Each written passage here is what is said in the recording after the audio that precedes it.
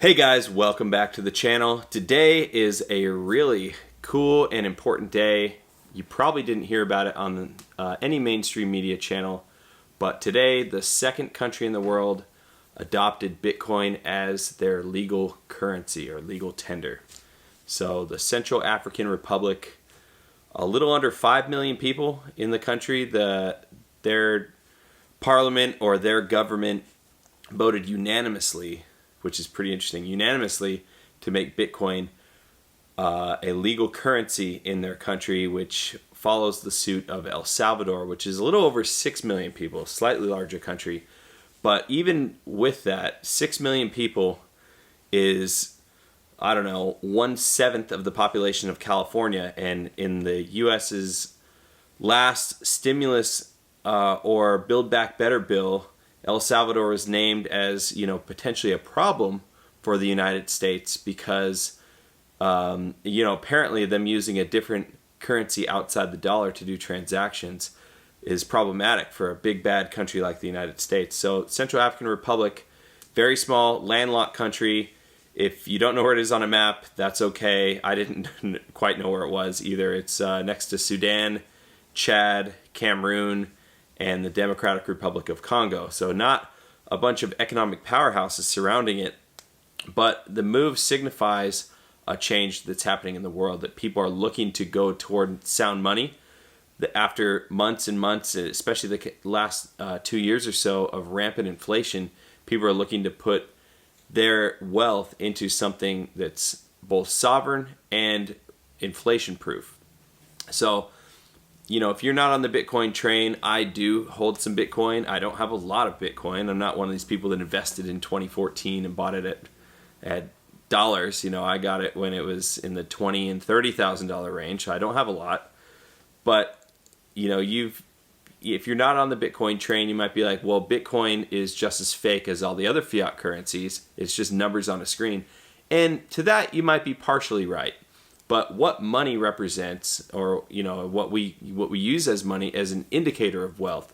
So if you see a $50 bill compared to a $5 bill, they're literally the same piece of paper, the same ink. One just has an extra zero on it and represents 10 times the amount of value. But it's what we consider fiat currency because it is by decree. It's not real. It doesn't hold any value in and of itself. The paper represents probably, I think the cost to make a bill in the United States is somewhere under 10 cents, something very cheap. I think the $100 bill is a little more expensive, somewhere around 15 or 20 cents. There are a lot more things that go into, markers inside. Anyways, watermarks, the whole 9 yards. But Bitcoin is different because while it is digital, just like you can look at your bank account on your app on your phone, Bitcoin is a store of value that cannot be artificially inflated by a select few people who are not elected. Whereas the US dollar, anytime the Federal Reserve wants to add more money to circulation, they can just add a zero to the existing money supply, and all of a sudden there's 10 times more the amount of money. They have the power to do that, and there's nothing you can do to stop them. Bitcoin, on the other hand, no matter what happens, only 21 million coins can ever exist. Now, there are some other cryptocurrencies that have the same properties, that are a fixed number of tokens, or coins.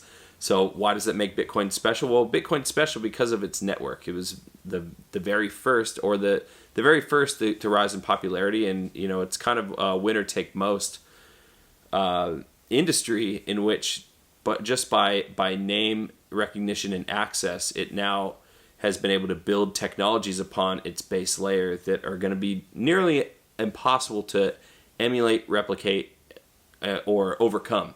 And so it's a really powerful store of value because there is a fixed supply. I think the amount of coins mined right so far has already reached nearly 19 million. So almost all of the available supply of Bitcoin is already gone, or already mined, I should say. And there's reports of people forgetting their seed phrases and forgetting their passwords, or forgetting their seed phrase, but then losing their hardware wallet. So even though there's 21 million over time, unfortunately, it'd actually be an asset that is an incredible hedge against inflation because as people lose their Bitcoin, it makes the Bitcoin that's remaining even more valuable. And you might be asking, well, why is that better than gold? Gold is something physical I can hold in my hands. But the only reason gold has value is because of the properties that it has. It's easily divisible, easily transferable. You can hold quite a bit of wealth in a very small amount of space. A 1 ounce coin is going for around $1,900 to $2,000 right now, so that's quite a bit of wealth that can be in a small space. But though it has those characteristics, it's only valuable because that's what somebody else will pay for. It just happens to be something that doesn't corrode. It doesn't, it's incorruptible. It's easy to detect its authenticity, and Bitcoin has all those same properties. No, it can't be made into jewelry like gold does, but gold literally doesn't really serve a lot of other uses for us other than a store of value that people understand is, equivalent to money, that is not something that can be counterfeited or artificially inflated. So moving forward, this is really great news, but it happened so quietly. In fact, Bitcoin is down on the day by about 0.5%. It should, news like this, knowing that there are countries that are betting on a digital technology to help them ride out the corruption and destruction of fiat currencies worldwide, is really telling. And the response that El Salvador got from larger countries, hedge fund investors, just shows that they really don't like people deciding, you know what, I'm stepping away from your system. So right now, you can, if you bought Bitcoin back when it was a couple $100, I found out about it when it was around $700. That's when I heard about it for the first time. Obviously, I was dumb and didn't buy it. Who would have known at that time it would be what it is now? But for 3 Bitcoin, you can get citizenship in El Salvador. So imagine you were one of those people that bought it when it was like $1. For basically $3 of your investment, you can get citizenship in a sovereign nation in a different part of the world. That's pretty incredible.